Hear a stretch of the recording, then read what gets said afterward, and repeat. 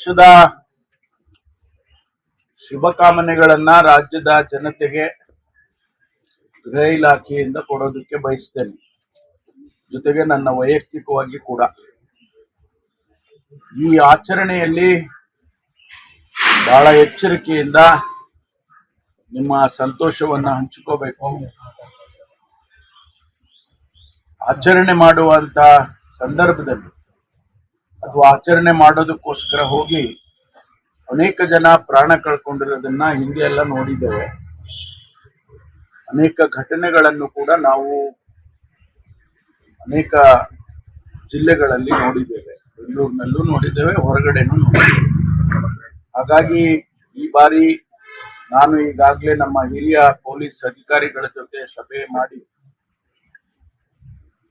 ಎಲ್ಲ ರೀತಿಯ ಸೂಚನೆಗಳನ್ನ ಕೊಟ್ಟಿದ್ದೇನೆ. ವಿಶೇಷವಾಗಿ ಬೆಂಗಳೂರಿನಲ್ಲಿ ಸುಮಾರು 7-8 ಲಕ್ಷ ಜನ ಅವತ್ತು ಸೇರುವಂತಹದ್ದು ಹಿಂದೆ ಎಲ್ಲ ನಾವು ಗಮನಿಸಿದ್ದೇವೆ.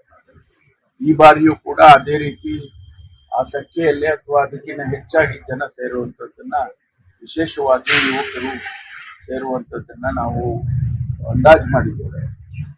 ಅದಕ್ಕಾಗಿ ಎಲ್ಲ ರೀತಿಯ ಕ್ರಮಗಳನ್ನು ಕೂಡ ಸಾವಿರಾರು ಜನ ಪೊಲೀಸ್ ಸಿಬ್ಬಂದಿಯನ್ನ ನೇಮಕ ಮಾಡಿ ಹಿರಿಯ ಅಧಿಕಾರಿಗಳನ್ನು ಕೂಡ ಜವಾಬ್ದಾರಿಯನ್ನ ಹಾಕಿ ಎಲ್ಲ ತಯಾರಿಯನ್ನ ಪೊಲೀಸ್ ಅವರು ಮಾಡಿಕೊಂಡಿದ್ದಾರೆ.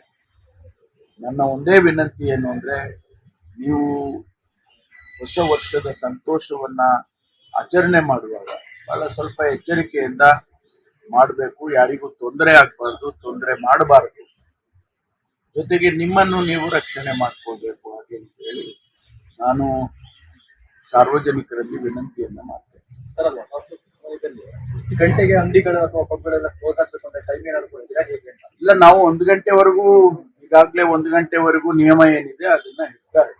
ಅಂದ್ರೆ ಅದಕ್ಕಿಂತ ಮೇಲೆ ಮುಂದಕ್ಕೆ ಹೋಗೋದಕ್ಕೆ 1 ಗಂಟೆವರೆಗೂ ಹೋಟೆಲ್ಸು, ರೆಸ್ಟೋರೆಂಟ್ಸು ಅದೆಲ್ಲ